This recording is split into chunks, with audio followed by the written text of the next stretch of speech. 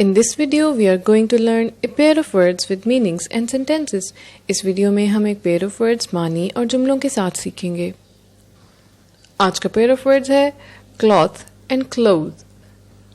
C-L-O-T-H. cloth का मतलब है बगैर सिला हुआ कपड़ा. जैसे हम कपड़े की दुकान पर जाकर अनसिला कपड़ा खरीदें, उसको cloth कहा जाएगा. C-L-O-T-H-E. clothe का मतलब है सिला हुआ कपड़ा. आइए अब इनको जुमलों की मदद से समझने की कोशिश करते हैं.